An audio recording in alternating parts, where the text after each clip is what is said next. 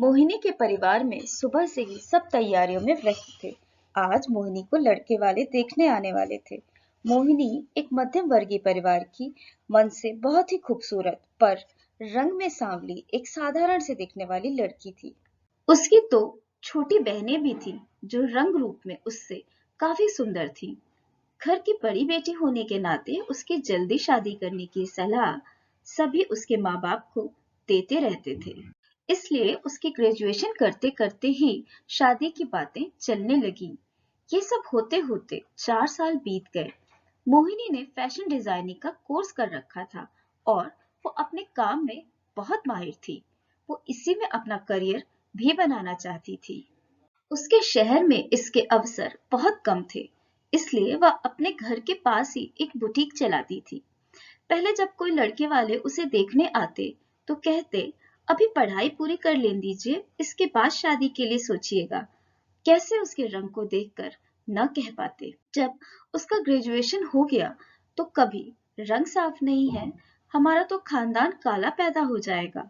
जब किसी के सामने चुप रहती तो कहते इतनी घरेलू भी नहीं चाहिए, और जब वो कुछ बातें करती तो कोई कहता इतनी फॉरवर्ड भी नहीं चाहिए।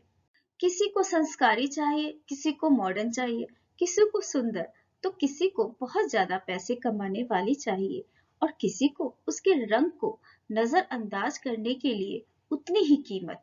पर उसके मन का उजाला किसी ने नहीं देखा। मोहिनी हर दिन, हर हफ्ते, हर महीने, हर साल लगातार लोगों की अपेक्षाओं पर खरा उतरने की कोशिश करती रही और असफल रही। अपने आप को बदलते बदलते वो भूल चुकी थी कि असल में मोहिनी थी कौन। वह अब चुपचाप सी रहने लगी। सामाजिक तौर पर लोगों से घुल मिल नहीं पाती थी। सबने इसे ही इसका स्वभाव समझ लिया। वो ऐसी बिल्कुल भी नहीं थी। ऐसा होना उसकी मजबूरी थी। उसका भी मन करता था अपनी सहेलियों की तरह आजादी से घूमने का, आने वाली जिंदगी के नए सपने सजाने का, किसी का साथ पाने का। बचपन से ही कभी रूप, कभी रंग, कभी व्यवहार को लेकर टोकी जाती। बहुत सी बातें सुनने को मिलती थी। कोई कहता ये लगा लो, इससे गोरी हो जाओगी। कभी टीवी में देखकर कोई ब्यूटी प्रोडक्ट, हम आपको 4 हफ्ते में गोरे होने की गारंटी देते हैं, इसका इस्तेमाल कर उसका रिजल्ट का इंतजार करती, पर कोई असर ना होता। कभी कभी कोई कहता कोयला कितना भी साफ कर लो, रहेगा तो काला ही। एक बार जब वह छोटी थी तो उसने अपने स्कूल के फैंसी ड्रेस कंपटीशन में भाग लिया। वो एक परी बनकर गई थी। उस स्टेज पर अभी पहुंच भी नहीं पाई थी कि सभी लोग उसे काली परी कहकर चिढ़ाने लगे। तभी से उस मासूम बच्ची का आत्मविश्वास टूटकर चकनाचूर हो गया। उसके अंदर कहीं न कहीं बैठ गया कि वो अपनी जिंदगी में कुछ नहीं कर पाएगी। इन सब के बाद भी चाहे वो हर पल अंदर से टूटती रही हो, फिर भी किसी तरह खुद को संभाल लेती और एक मुस्कुराहट के साथ अपनी जिंदगी जी रही थी। तभी उसकी छोटी बहन ने कहा, दीदी, माँ पापा आपको बुला रहे हैं, लड़के वाले आपसे मिलना चाहते हैं। मोहिनी खुद को संभालते हुए एक अनचाही मुस्कान के साथ कमरे में दाखिल होती है। कुछ औपचारिकताओं के बाद लड़के वाले अपने घर लौट जाते हैं, यह कहकर कि हम घर जाकर आपको बता देंगे आगे क्या करना है। मोहिनी का मन तो सपने देखना चाहता था, पर उसका दिल इसकी इजाजत नहीं दे रहा था। इस बार भी वही हुआ जो हर बार होता था। उसके रंग ने उसके स्वभाव, गुण और टैलेंट की दौड़ में सबको पीछे छोड़ दिया।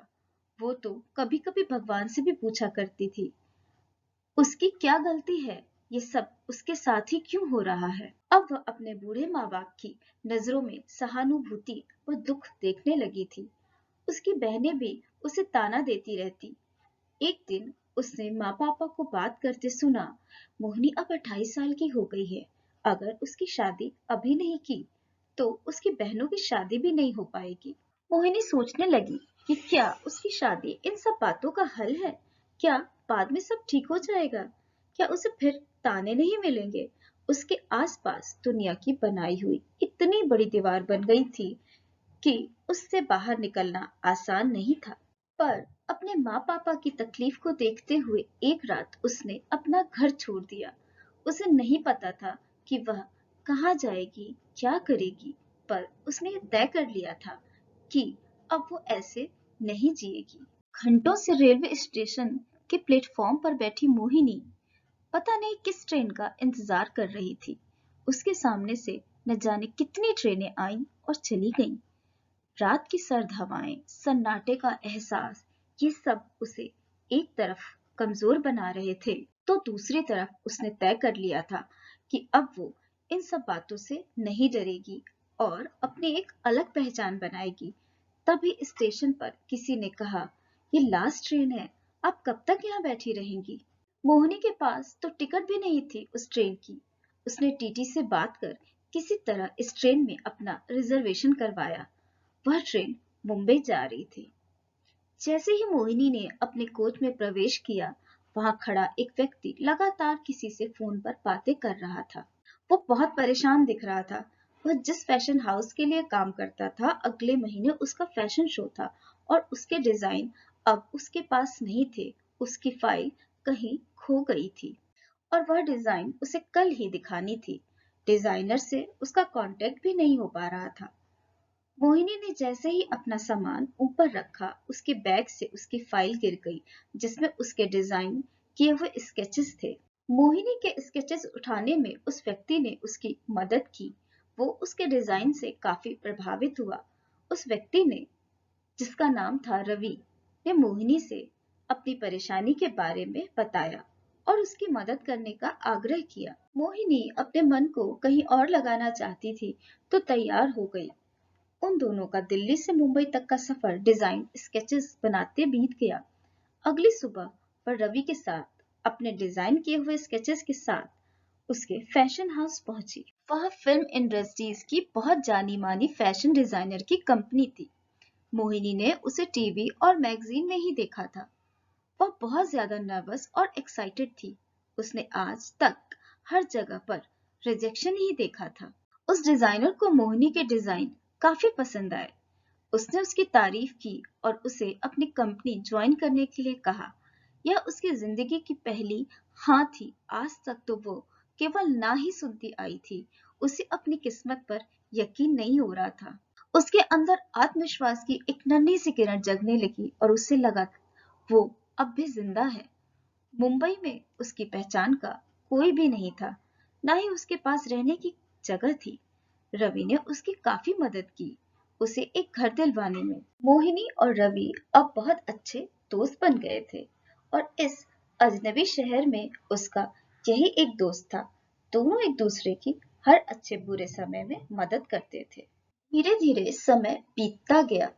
उसे अपना घर याद तो आता था। वो अपने माँ पापा से फोन पर बात कर लेती, पर इतने सालों में वह कभी लौटकर वापस अपने शहर नहीं गई।